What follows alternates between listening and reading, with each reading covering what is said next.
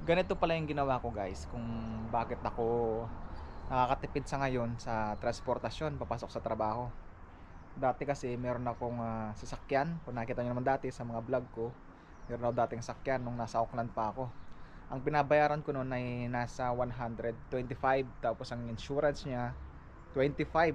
So ibig sabihin sa loob ng isang linggo, biglian kasi ano dito guys bayaran ng mga expenses.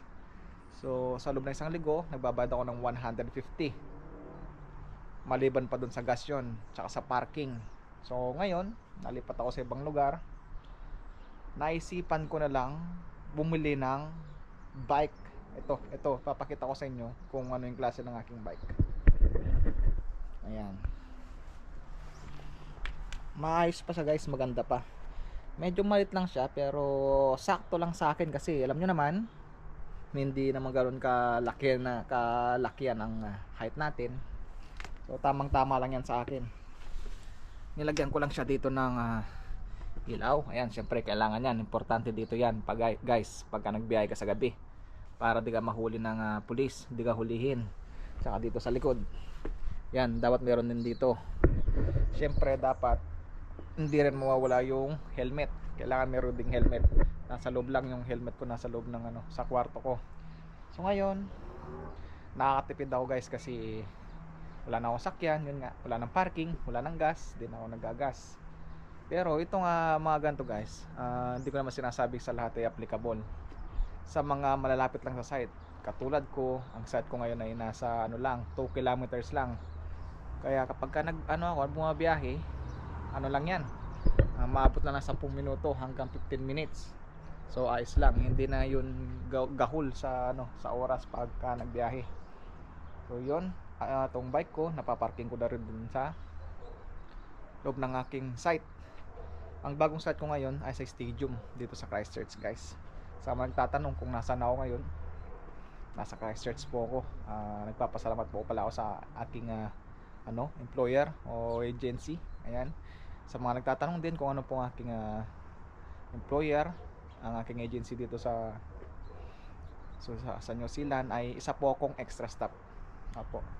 Opo, tama po yung nababalitaan po ninyo na maraming pinapauwi na mga empleyado ng extra staff. Hindi lang extra staff, karamihan talaga sa construction industry ay maraming pinapauwi. So yun guys, ang tungkol dyan, ipag-uusapan na lang po natin sa mga susunod na vlog. So ngayon, gusto ko lang i-share itong aking ginawang pagtitipid sa sa pagbili ng bike. Kasi alam nyo guys, talagang napakabigat. Alam nyo ba, yung 150 per week na binabayaran mo sa sakyan mo, yung iba nga maabot pa ng mga 180 ganyan. Alam nyo ba kung magkano sa Pilipinas yung kada linggo? Kung kukumpitin mo lang yun maabot yun ng hindi bababa sa 5,000 kada linggo. Kaya kung nagbabayad ka ng 200 pati insurance sa sakyan mo, halos umaabot yun ng 7,000, mahigit pa, sa loob lang yun ng isang linggo. So ngayon, masaya magbike kasi nakikita mo naman, makikita mo pa yung mga kalsada, marami kang nakikita, madaanan, para ka lang naglalaro sa kalsada, nagbumuni mo, di ba? Tapos pwede pa rin mag-vlog, di ba? Nakakapasyal-pasyal ka na rin. Hindi pa talaga gahol, ang pinakamaganda doon, hindi gahol sa oras pagka malapit ka sa trabaho.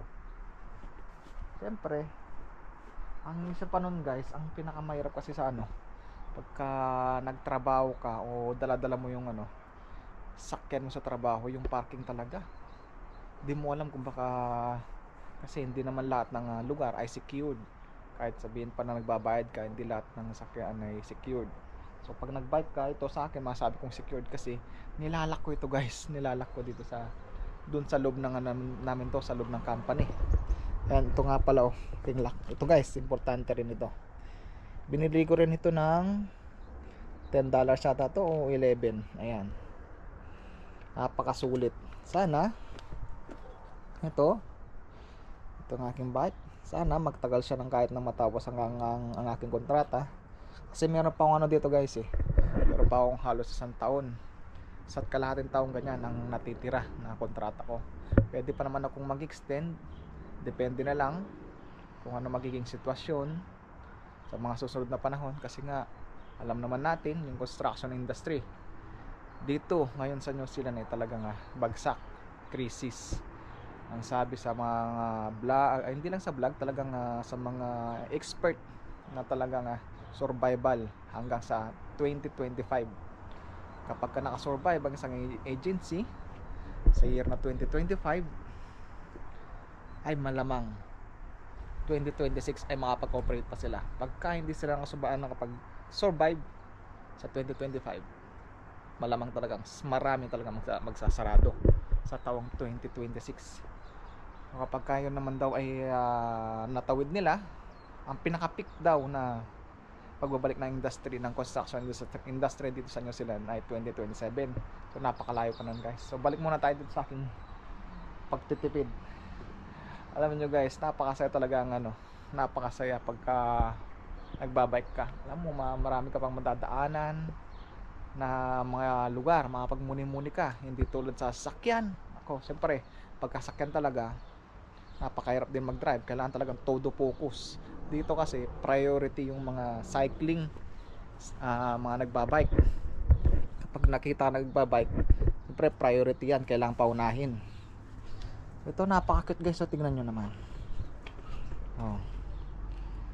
Yan lang akin guys, maliit lang. Oh, halos pambata lang ito eh, kaya tamang tama lang sa height ko. Oh. Ayan, ganda 'di ba? Maputik kasi ngayon, maulan, kaya di ko pa nalinisan. So guys, gusto ko lang i-share kung magkano nga natitipid ko per week. At nakatipid talaga ako ngayon ng halos 150. Hindi ba yung $150 per week ang aking natitipid. Sa ano pa lang yun guys sa sakyan, wala pa yun sa parking at saka sa paggas mo kung malayo yung binabiyahe mo, tulad ng mga ibang kasama o mga kakilala sa trabaho, umaabot daw ng $70 per week. Kalayan nyo yun. So nagpapasalamat pa rin ako, awa ng Diyos, andito pa rin ako sa New Zealand at nakapagtrabaho pa rin at meron pa rin napapadala sa aking pamilya. So yun nga, marami talaga napapabalitaan talaga na nangyayari na maraming pinapauwi sa Pilipinas dahil nga maraming nagsasara ang kumpanya talaga. Hindi natin mapipigilan yun guys, kasi talagang kukunti ang ngayon ng investor. Kaya ganun ang nangyayari.